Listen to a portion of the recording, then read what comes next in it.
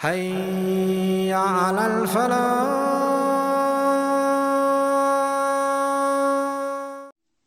And then at a personal level, how can there be a God? I didn't do anything wrong and I lost my job. I didn't do anything wrong and I got cancer. Or my mother died, or this happened, or that happened. And people come to the church and they say, why is God doing this to me? This is a common thing. And unfortunately, it's now starting to happen among the Muslims. Why is Allah doing this to me? I had a brother come to the masjid not too long ago. His mother had passed away. Inna lillahi wa inna ilayhi raji'un. May Allah enter her into the paradise. Right? But he came and he was distraught, apparently. And he said, why is Allah doing this to me? What's my fault in all of this? Right? And somebody gets sick. They say, why is Allah mad at me? Why is this happening to me? So first of all, understand some very basic things. Very, very basic things. When Allah said His name to us in the Fatiha, Alhamdulillah, the very next thing He told us about Himself is not Khaliq, is not Malik, is not Ar-Rahman, is not Ar-Rahim. What's the first thing He told us? Rabb. Rabbil Alameen. Rabb. And the thing with Rububiyyah, lordship, ownership, complete rights over someone, is that when if you truly accept that Allah is not just the creator, He is Rabb. Rabb. He's your Lord, and you have no rights before Him then. A slave doesn't have any rights. Property doesn't have rights. My computer, if this is my recorder, it stops working. Do I have a right to break it? To step on it? To throw it away? Is it going to file a complaint against me? No. It's mine. I made it. Or if I bought it, it's my complete property. Now Allah not only created us, but owns us entirely, has rububiyyah over us. He's our Rabb. Did I pay for my hands? Did I pay for my eyes? I didn't. Did I pay for the kind of face I want? Or even though some deviated people do that nowadays. But did I decide what gender I'm going to be? Did I decide how old I'm going to be? What ethnicity I'm going to be? Who my mother and father are going to be? Was any of this in my control?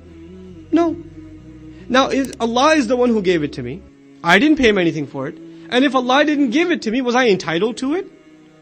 I wasn't entitled to anything. I didn't pay for anything.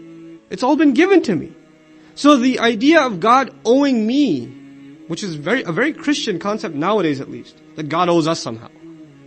Allah Azza wa Jal owes us nothing. Because He is what? Rabb. He's Rabb. He owes us nothing. He gives anyway. He's an amazing Rabb. He doesn't owe us, He still gives us. But when somebody is born and they die as a child, or there's death and there's disease and there's calamity and all of these things, when they are there and when they are not there, He is still our Rabb. He's still our Rabb. It's just like saying, why did He give me 5 fingers, why didn't He give me 6? It's just like that. We have no control in these things when you accept Allah as Rabb. He's the Rabb and we're the Abd. That's one of the central messages of the Qur'an. Because it cuts at the root of all your other questions. When you internalize this really deep, profound reality, you accept that I'm a slave. You walk as a slave. You talk as a slave. A free person and a slave, they have different attitudes. Right? The slave, every time he opens his mouth, what does he think? Is the master listening? Right?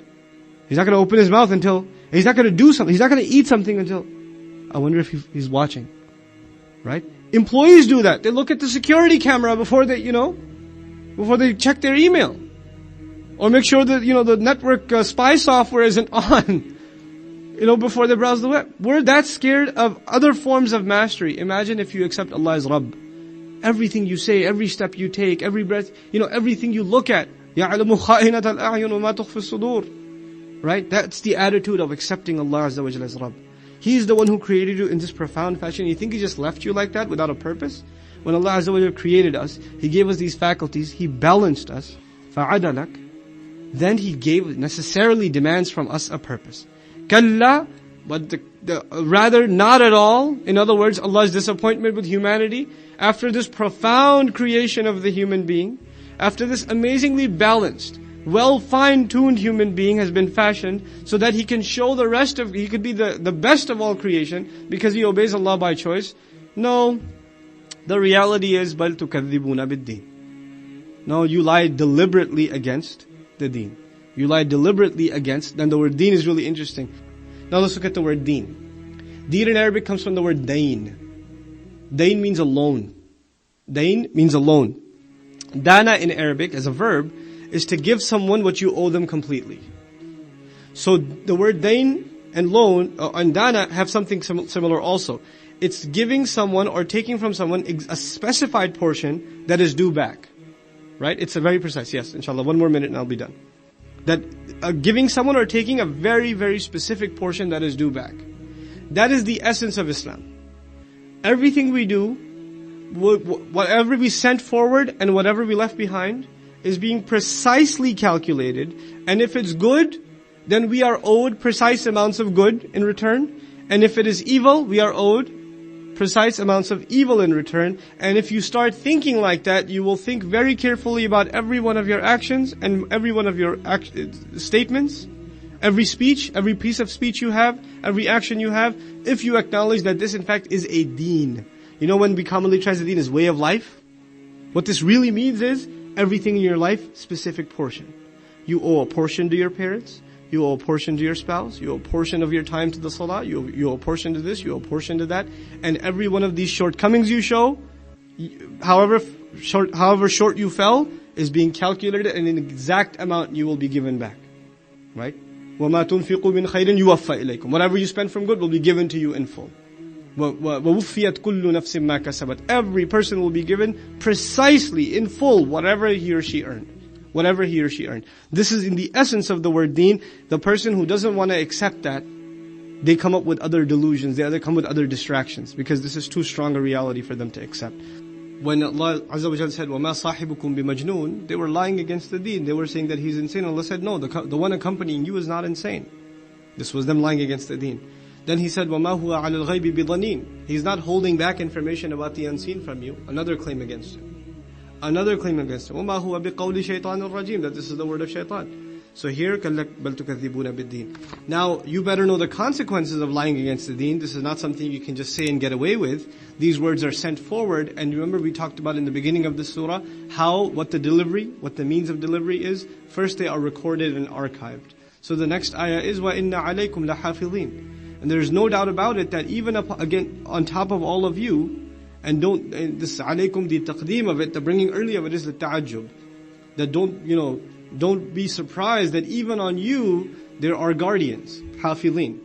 And our concept of guardian angels is not like the angel, the Christian. So I'm gotta qualify that word guardian first. In all of these surahs, there's been mention of angels. The most comprehensive mention began in Surah An-Naba. يَوْمَ يَقُومُ الرُّوحُ وَالْمَلَائِكَةُ صَفًّا لَا يَتَكَلَّمُونَ. The day on which the ruh, meaning Jibreel alayhi salam, and all of the angels will be standing in rows. That's all of them. Comprehensive mention. Then the next surah is النَّازِعَاتِ غَرْقًا. The ones who yank out, and as majority of Mufassirun said, they yank out the soul from the body. Remember? In the next surah after that, we found the angels that record the revelation. Right? Safara, kiramin barara. Right? بِأَيْدِي سَفَرَةٍ كِرَامٍ بَرَرَةٍ. These are the noble angels that record the revelation. In the surah after that, we found Ar-Ruh, Jibreel alayhi salam, who delivers the revelation. Right? إِنَّهُ لَقَوْلُ رَسُولٍ كَرِيمٍ ذِي قُوَّةٍ عِنْدَ الْعَرْشِ مَكِينٍ مُطَاعٍ ثَمَّ أَمِينٍ. So this is another angel. And now again angels, but a different kind of angel. So the angels we found were the ones standing before Allah. Then we found the ones plucking the soul. Then we found the ones recording the revelation, writing the revelation. Then we found the one delivering the revelation. And now another kind of recording. What you do when you have the revelation sent to you. Do you respond to it or not? Do you lie against it or not? Do you send forward your iman? Or do you procrastinate and leave behind the opportunity to accept the truth? بِمَا قَدَّمَتْ وَأَخَّرَتْ. What is mentioned here in this surah previously. So they are now the ones recording your deeds. Hafidhin. They're archived. They're not letting any one of your deeds go to waste without it being put down. Right? And now even in the general sense, whatever you're doing, they know. In response to this now that they know what you're doing, you better know what's ahead. You can put 2 and 2 together and you can figure out what's coming. There are only 2 possibilities. There is no third. Just like my friend on the bus. Why do you just have heaven and hell? Why isn't there a third option, he said. Right? Once these guys are recording and this audit is taking place, either you owe or you're in the clear. Right? Either you pay or you get paid. That's it. There's no walking away with no obligations. There's none of that. So now here, innal abrara lafi na'im. There's no doubt about it. The righteous will be in bliss. Assalamu alaikum wa rahmatullah. If you enjoyed this video, please do share it with friends and family. If you want to see more videos from this series, click on the box at the top. If you want to see other videos, click on the box at the bottom. And don't forget to hit the subscribe button. Thanks.